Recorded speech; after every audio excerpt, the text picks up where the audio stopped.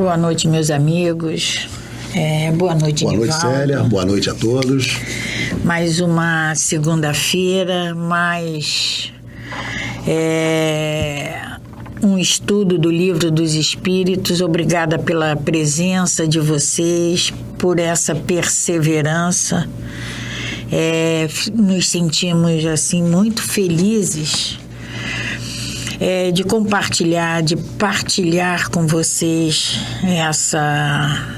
esses conhecimentos, esses ensinamentos que Kardec e a espiritualidade vêm nos trazer.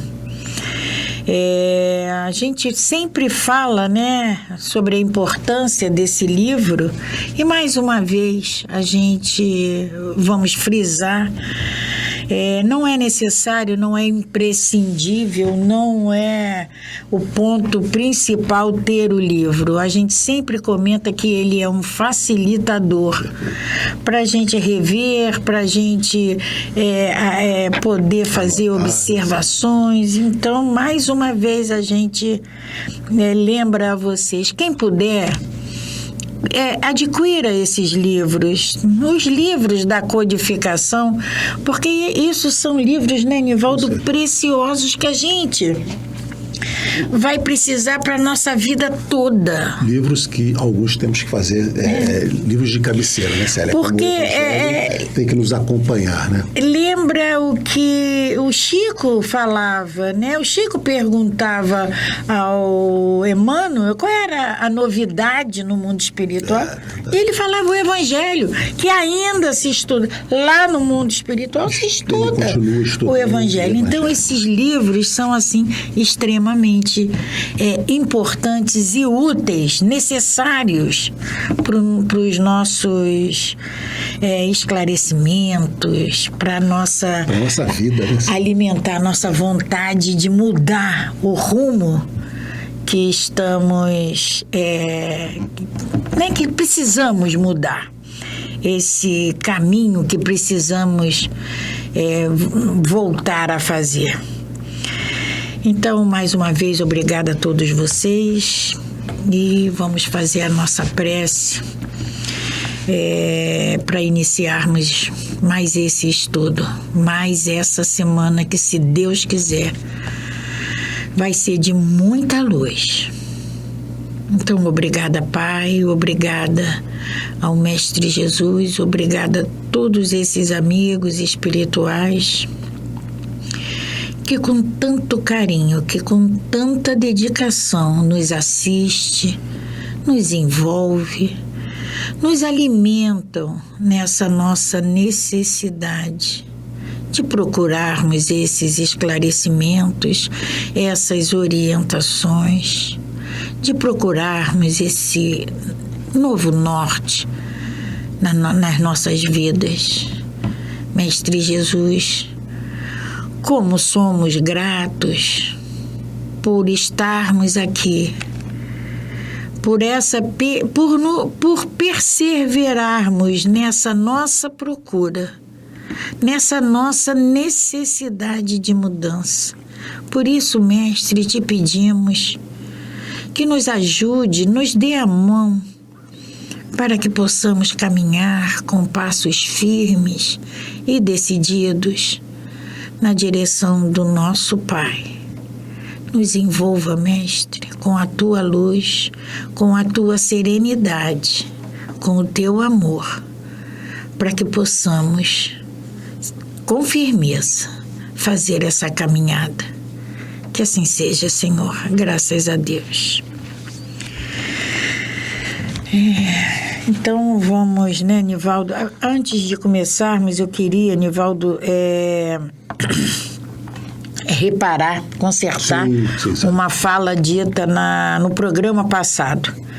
Nós estávamos estudando esse capítulo ainda, o retorno à vida corpórea.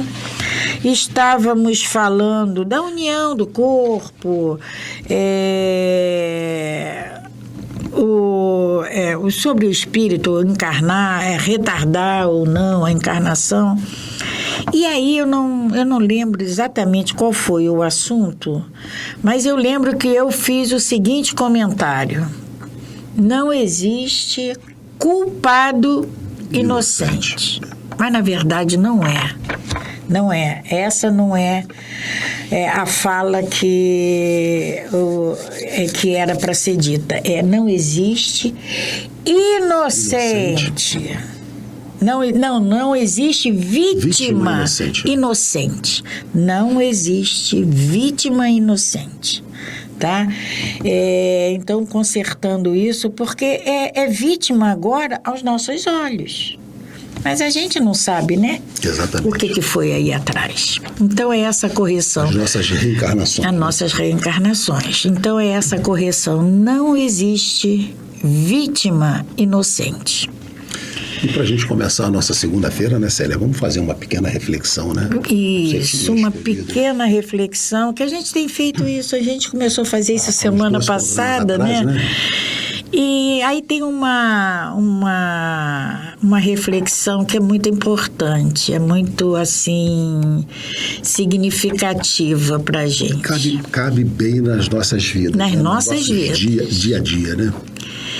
Então ela diz assim, que a gente saiba a diferença entre esperar e perder tempo. Que a gente saiba a diferença entre esperar e perder tempo. A gente precisa ter a clareza que o tempo é um bem muito precioso. Passou, não volta mais. E quando a gente fala em esperar, não, estou esperando cair do céu, não. É preciso que a gente entenda o que é ter fé e ser e a coisa é cômoda pra gente. A minha zona de conforto, eu estou esperando. É verdade. E essa diferença também, né, Célia, é muito assim marcada. Quando a gente espera, é porque a gente fez a nossa parte. Fez a nossa parte. Né? Então eu espero, eu faço a minha parte, eu faço tudo aquilo que é o meu dever, aí eu vou esperar que aconteça aquilo que eu quero. Perder tempo é quando eu simplesmente sento e digo, olha, eu vou esperar cair do céu. E aí, Nivaldo, né? tem aquelas passagens, né, de Jesus, bater e a porta se abrirá. Né? Mas não vamos ficar sentados esperando essa porta bater. Não vamos. A gente bate na porta esperar assim. Que essa porta se abra. A gente bate na porta assim, mas antes a gente já fez a nossa parte. Com certeza. A nossa parte, ela nunca vai poder deixar de existir. Por menor que seja a nossa participação na solução de qualquer coisa, a nossa parte tem que ser feita. Essencial. Né? Essencial. Então vamos voltar ao nosso estudo. Vamos na questão, né, Célia? Nós estamos no capítulo 7, em que nós estamos falando do retorno à vida corporal. Prelúdios do retorno. É aquele momento em que o espírito está se preparando para reencarnar. E nós paramos na questão 335, nós íamos ler o item A, a gente vai voltar né, principal rapidamente para a gente poder entender. Né? Então, na 335, Kardec pergunta, cabe ao espírito a escolha do corpo no qual deve encarnar ou somente a do gênero de vida que deva servir-lhes de prova? E aí os espíritos nos responderam, ele pode também escolher o corpo, pois as imperfeições deste corpo são para ele provas que auxiliarão no seu progresso, se ele vencer os obstáculos, que então encontre. A escolha, porém, não depende dele, depende dele, ele pode pedir. E Célia, inclusive, falamos sobre essa questão já na aula passada, né? no estudo da semana passada, e em que há toda uma programação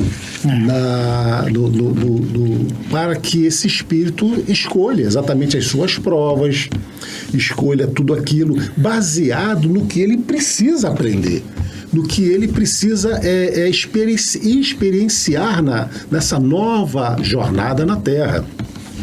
E com o corpo físico faz parte dessa escolha. Você, inclusive, falou, né, Célia, do livro Missionários, em que, da preparação da reencarnação de um espírito que viria num corpo feminino, ela escolhe, ela volta e pede para que ela venha com uma disfunção na glândula tireoide, e com isso acarrete um sobrepeso para que ela não sucumba.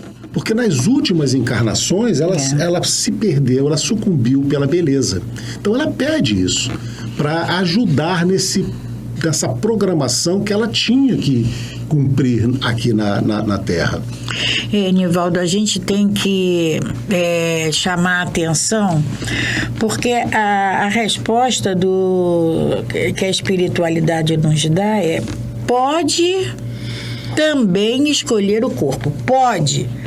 Não é assim, escolhe o corpo. Pode. Mas então eu vou poder escolher, depende da minha... Maturidade espiritual. Maturidade espiritual. Depende da minha condição moral e do que eu necessito. Então eu vou poder escolher, depende, entende? Todo mundo escolhe? Não escolhe.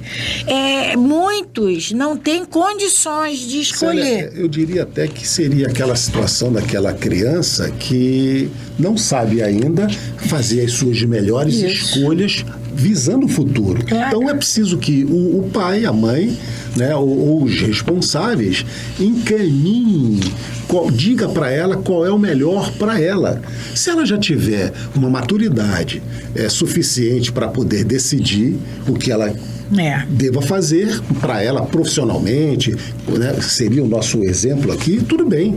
Mas enquanto essa criança não tem esse entendimento ainda, é preciso que ela seja orientada. Né? E aí a espiritualidade, ela vem afirmar isso que você está falando. O espírito pode pedir. Pedir, ele pode. Como a gente pode. A gente pode pedir qualquer coisa. A gente quiser, né? O que a gente quiser. Então, a espiritualidade diz, o espírito pode pedir. Mas a escolha nem sempre é dele. Porque os nossos amigos espirituais, os encarregados de nos preparar para essa encarnação, para uma nova encarnação... Vamos avaliar. Eles... É perfeito. Nós precisamos entender que o planejamento espiritual é perfeito. Ô Célia, voltando novamente, né? Os nossos filhos pequenos podem pedir o que eles quiserem. Mas os pais só vão dar aquilo que ele entender que é o melhor. Que é o mais conveniente para eles. Né? Isso é ser mal? Não, isso é ser prevenido. Na semana passada. Mas o item A dessa questão, desdobramento dessa questão, Kardec pergunta assim: o espírito poderia, no último momento, recusar-se a assumir o corpo escolhido por ele? Então, foi tudo preparado, houve toda uma programação reencarnatória, mas no último momento o espírito disse: não quero. E o que eles vão nos dizer? Se recusasse, sofreria, em consequência, muito mais do que aquele que não tivesse tentado prova alguma. Então, o espírito pode se recusar a reencarnar, até por entender, naquele momento, em que aquela prova que ele escolheu é muito pesada para ele. E aí ele refugaria. Mas eles nos dizem que ele sofreria essas consequências. E que, em se tratando de ter havido toda essa programação, ele teria um prejuízo muito maior do que se ele enfrentasse essas dificuldades. Aí a gente vai perguntar, a gente vai pensar assim, mas como que um espírito vai recusar esse planejamento reencarnatório, né? Essa oportunidade de reencarnar. A gente precisa lembrar que todos nós estamos unidos por necessidade. Nós temos resgates a fazer um com os outros. Resgates seríssimos. Resgates mais a menos. Mas nós temos. Então, aquele espírito que está designado para vir no seio de uma família consanguínea e que foram adversários terríveis, cruéis lá no passado, ele não quer vir. Então ele admite, ele aceita num primeiro momento, aí ele aceita durante um tempo da gestação, mas aquilo ali é mais forte para ele, diz, não vou. Célia, veja só, imagine aquele espírito que viveu, teve sua última encarnação na opulência, né, numa posição de mando, de comando, de fartura, e aí para corrigir, para que ele possa ter essa parte educativa, né, que a reencarnação nos permite, ele precisa reencarnar numa posição de subalterno, numa posição de inferioridade. Muita carência. Numa posição de muita carência, de dificuldades físicas, morais. Mas ele precisa, isso é a experiência que ele precisa adquirir. Mas ele sabe que vai ser uma pressão muito grande. Toda encarnação já é uma pressão muito grande. Nessa situação ele pode... Não vou enfrentar. E não desistir. quero. Mas eles nos dizem que ele vai sofrer essas consequências. Ele pode recusar? Pode. Mas ele precisa dessas experiências para que ele possa resgatar e crescer espiritualmente. Entender... Porque durante esse período, dessas outras encarnações em que ele teve a posição de mando, de comando e de superioridade, provavelmente ou possivelmente, ele possa ter criado situações em que ele precise agora resgatar. Né? E com certeza, né, nessa posição ele criou, porque é muito difícil você ter mando e ele só não... vai resgatar a hora que ele reencarnar para vivenciar tudo aquilo do qual ele precisa. Então, a questão 336. Na 335, a gente sabe que o espírito pode... Ele pode recusar, vai ter que arcar com essas consequências, porque cada vinda nossa aqui, repetição das mesmas falhas, dos mesmos erros, a coisa vai se tornando mais séria, mais dolorosa. A mesma coisa é o espírito. Recusou a encarnar numa situação difícil, ele vai sim reencarnar naquela situação difícil, porém muito mais difícil. Em uma outra condição, né? Talvez possa ser até mais difícil. E aí, na 336, ele pergunta assim, Kardec pergunta assim: poderia acontecer não haver espírito que aceitasse encarnar numa criança que houvesse de nascer? Então, Kardec pergunta se pode acontecer de um corpinho que está sendo formado não ter espírito nenhum para animar aquele corpo. A espiritualidade, ela nos responde assim: Deus a isso proveria. Quando a criança tem que nascer para viver, está predestinada sempre a ter uma alma. Nada é criado sem um propósito. Então, quando não existe essa possibilidade da formação de um corpinho sem ter um espírito designado para habitar aquele corpo. Isso aí passa até por esse entendimento maior dessa grande... do nosso entendimento maior do que é a criação divina. né? Tudo obedece uma criação, tudo obedece um amor maior. Então não acontece de ter uma criança que não tem espírito, porque tudo é programado com muita antecedência. É porque, Anivaldo, o nosso olhar é muito aqui, agora. Material, né? E curto. É um pai, é uma mãe, mas a gente esquece. Um pai e uma mãe não, é um homem, é uma mulher que se unem por laços afetivos, que se unem, que dali a algum tempo geram um corpo. Mas isso tudo a gente não pode deixar de lembrar que isso tudo é planejado no mundo espiritual. Há uma programação, né? Aquela mulher, aquele homem foi programado no mundo espiritual que eles iriam se encontrar nessa reencarnação, nessa encarnação. Que dali eles dariam, eles permitiriam a chegada de um espírito tal. Isso tudo é um programa. Há uma programação maior, né, Célia? E como a espiritualidade ainda nos diz, no finalzinho da resposta, nada é criado sem um propósito. Nada é criado inutilmente pela programação espiritual. Nada, então, nada. Nunca vai haver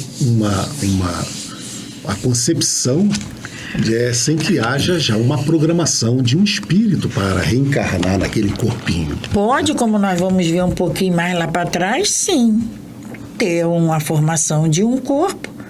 E aquele lá, nós não vimos na questão anterior que o espírito pode se recusar a encarnar? Então tem aquele corpo, mas o espírito destinado para ali não quer. Não vou, por motivo dele. Célia, outro detalhe aqui, né, pensando, né, Célia, é possível que haja espírito que queira reencarnar, que ainda não tenha um corpo destinado a ele, mas um corpo que não tenha um espírito pré-determinado, isso não acontece. Porque a gente, na literatura espírita, a gente vê, né, que Deus entregou na mão de Jesus 28 bilhões, 25, 28 bilhões de espíritos para que ele cuidasse, para que ele reconduzisse de volta ao Pai.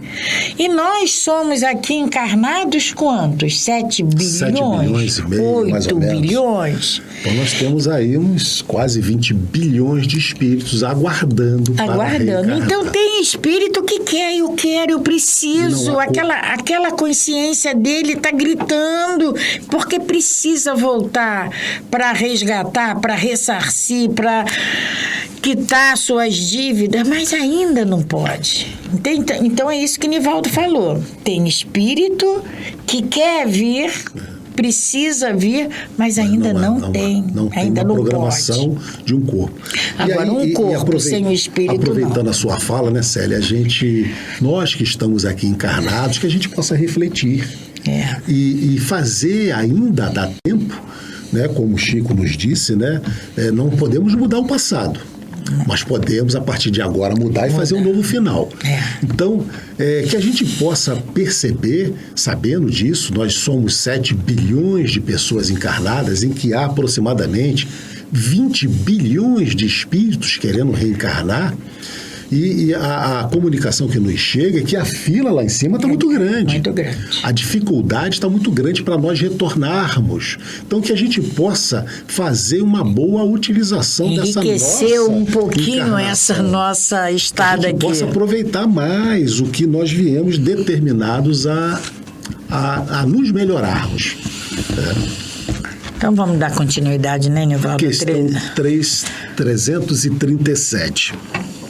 E Allan Kardec pergunta: a união do espírito com determinado corpo pode ser imposta por Deus?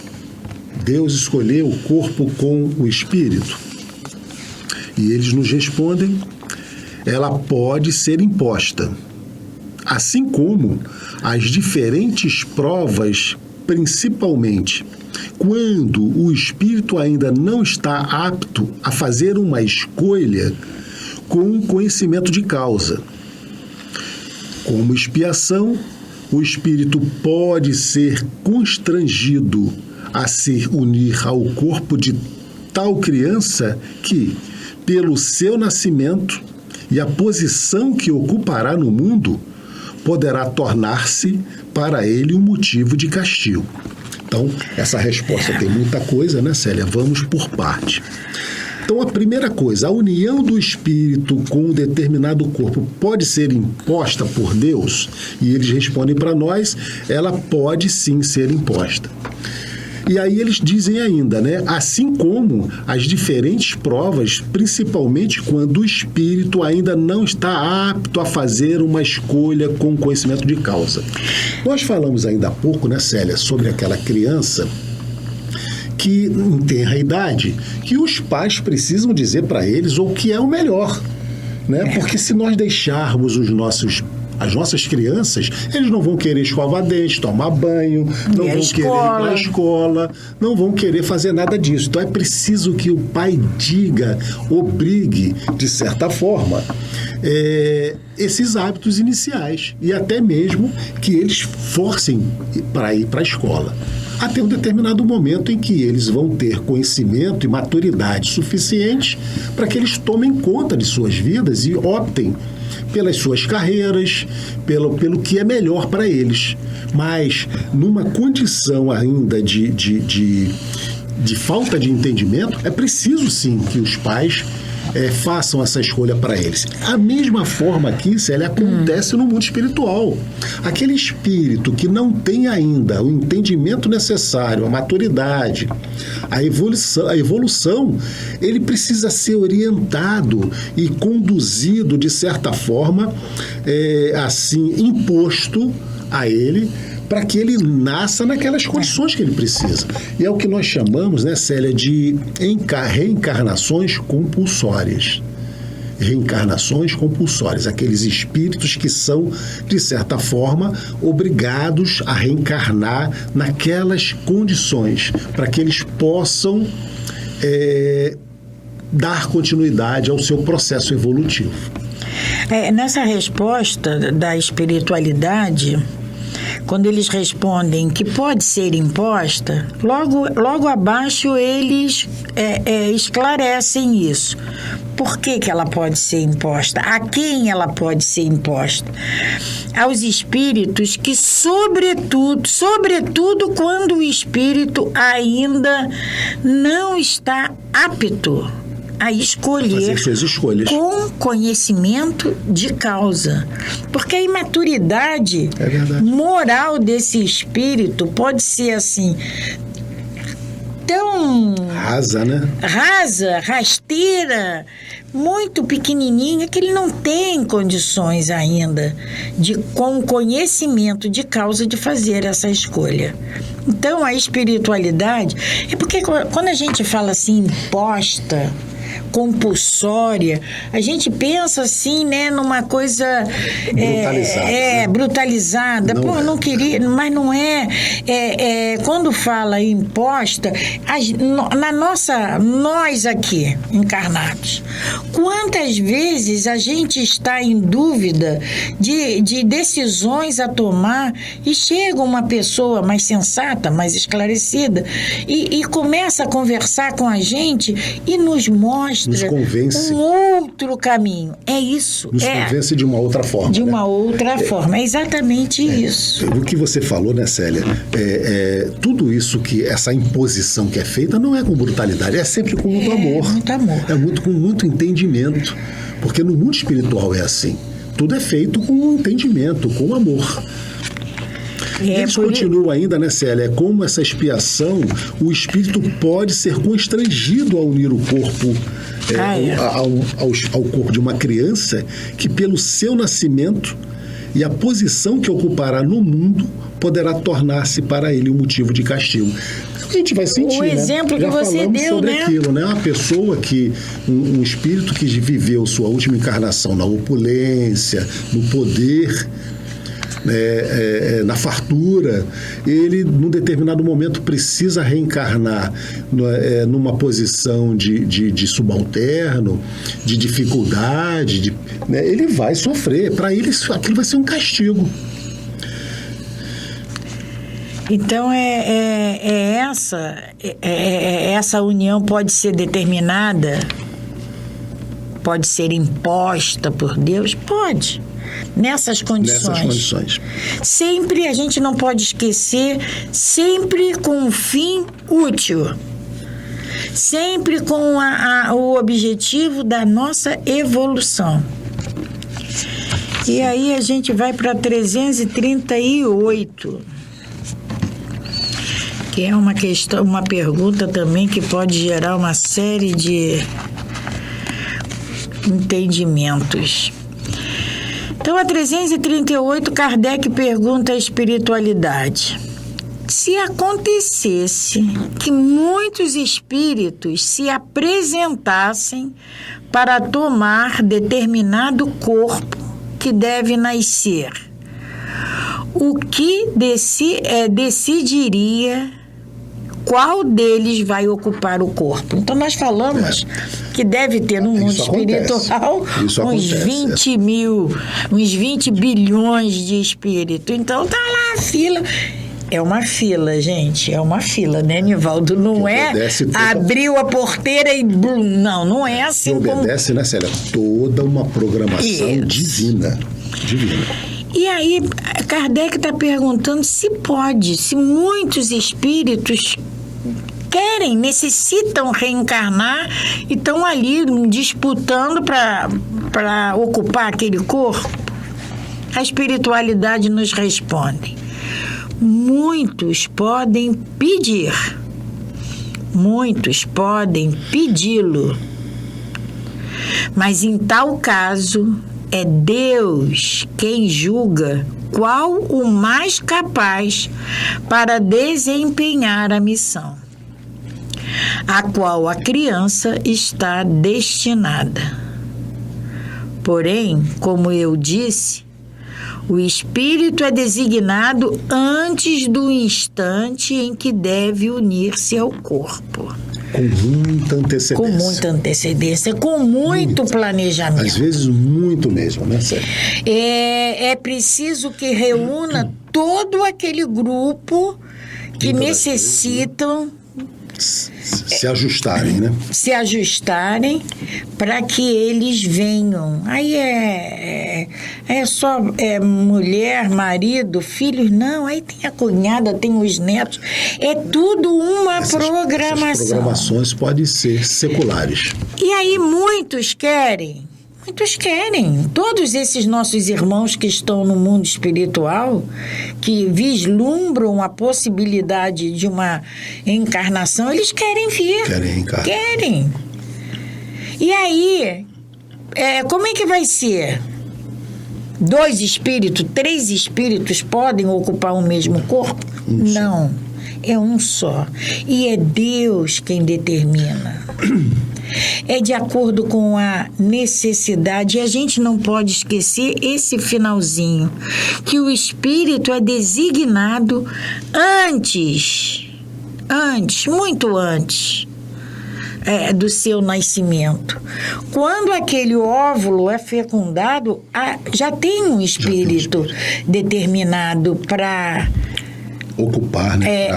Animar aquele corpo. Tá? Então, muitos querem sim, mas só um. Aí a gente essa escolha é feita pelos espíritos co-criadores, né? Porque quando ele fala aqui em Deus, né, Célia, não é Deus que vem efetivamente... Nosso Pai dá trabalho para todo mundo. Para todo mundo. Então, Deus, Jesus é o nosso governador, e nós temos aqui Ismael, que é o nosso o dirigente do Brasil, e assim vai. Nós temos os nossos anjos guardiões, nós temos os anjos guardiões de nossas famílias. Sabemos, por literatura espírita, que cada estado, cada cidade, cada bairro, cada rua tem os seus espíritos protetores. Então, eles, esses espíritos co-criadores, eles é que vão definir qual é o espírito mais apropriado para habitar aquele corpinho que vai nascer. E aí, Nivaldo, a gente vai pensar, mas essas crianças siamesas? Sim. Nós temos explicações, o espiritual nos trouxe explicações, né, Célia? Tem sempre um motivo, um propósito útil. Tem uma razão útil para aqueles dois corpos estarem unidos, né? Fisicamente. Com dois espíritos, né? A gente deve até falar nisso aqui mais para frente. Quer adiantar alguma coisa? Não, vamos... Vamos seguir.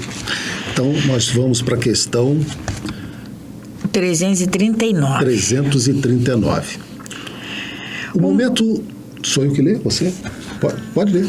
O momento da encarnação é acompanhado de perturbação, semelhante a que o espírito experimenta ao desencarnar. A gente já viu aí atrás, né? O momento da desencarnação, a gente já falou, né? Quando nós chegarmos no mundo espiritual, todos nós vamos passar por momentos de perturbação. Uns mais, outros menos, mas essa perturbação vai acontecer. A gente está saindo dessa esfera aqui pesadíssima, ocupando esse corpo até aqui. Até porque a gente não vai entender pesado. Muito o que aconteceu, né, Célia? Porque a gente vai continuar, já dissemos aqui, nós vamos continuar vendo o nosso perispírito e confundi-lo com o nosso corpo físico. E a gente não vai entender muito o que está acontecendo. Vamos tentar falar com as pessoas, elas não vão nos ouvir, não vão nos responder. Isso. Né? Isso vai gerar o que ele diz aqui para nós, essa perturbação. Então, Kardec está perguntando, a perturbação, quando viemos do mundo espiritual para ocupar um corpo, é a mesma que quando nós retornamos ao mundo espiritual? E aí a espiritualidade nos diz, muito maior. E, sobretudo, mais longa. Quando nascemos. Pela morte, o espírito sai da escravidão e, pelo nascimento, entra nela. E aí a gente vê, Nivaldo, o tempo de gestação. Sim. Esses 9 meses de gestação, 7 meses... É um preparativo, né, Célia? É o espírito se preparando para habitar, para animar. Ele já está designado. Mas ele precisa desse tempo para... Não só a formação do corpo físico, mas essa união, esse enlaçamento do espírito com o corpo físico. Que então, só se vai se dar totalmente no nascimento. No nascimento. Então, ela é muito maior, essa perturbação é muito maior mais longa, né? E mais longa. Quando nós desencarnamos, a princípio, a nossa perturbação é mais rápida, porque a gente está saindo, como eles nos dizem aqui, da escravidão, a gente passa a perceber, os nossos sentidos são ampliados, como nós já falamos aqui, a nossa audição, a nossa visão, os nossos sentidos são maiores, porque a gente vai perder esse limitador que é esse corpo físico. E aí, Nivaldo, vem quando a espiritualidade nos diz pela morte, o espírito sai da escravidão. Então isso aí vem também nos consolar, nos alertar, porque a gente fica numa depressão, a gente fica numa tristeza imensa quando a gente perde um ente querido. E estamos vivendo isso agora. Muito agora. Né? Vivemos sempre, né, Célia? E agora, esses últimos com mais intensidade. 2 anos, com muito mais intensidade, provocado por essa pandemia. Então a espiritualidade vem nos dizendo que com a morte o espírito sai da escravidão. Imagina você, escravo, querer lutar para ser liberto. E essa liberdade te chega. É muito... É importante, né, Célia, que a gente possa até aproveitar esse momento agora para trazer mais uma vez esse entendimento da importância do estudo desse livro, né, Célia? Porque é ele que vai trazer para nós essa vai trazer para nós esse entendimento, esse consolo, porque no momento em que a gente está passando hoje na Terra, no momento em que a gente tem as nossas perdas, os nossos entes queridos, para nós é uma perda ainda, né? Eles nos trazem que para o espírito é uma libertação. Para eles, é esse momento em que eles saem da escravidão. Aí a gente, né, Nivaldo, vamos usar novamente o nosso lar.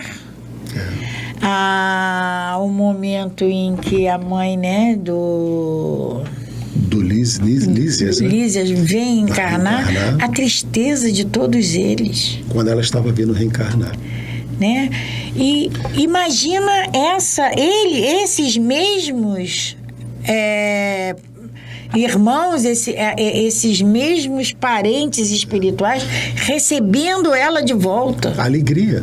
A alegria que é, né, Célia? Quando nós temos a oportunidade de retornar ao mundo espiritual, quantos amigos estão à nossa espera? Quantos amigos?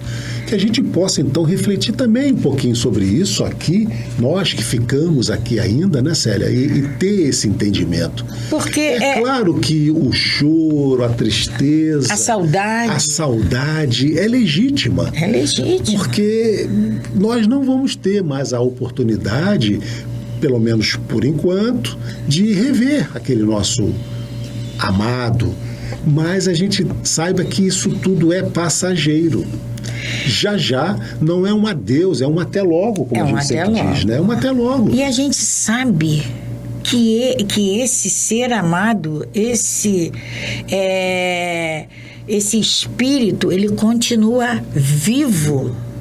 E a minha ligação com ele, ela é verdadeira. Os momentos em que eu penso com alegria, com felicidade, quando eu penso nas risadas que nós demos, nos choros que tivemos, ele lá também recebe essas vibrações. Célia, quando nós pensamos nos nossos entes queridos, nós estabelecemos mentalmente uma ligação direta com eles.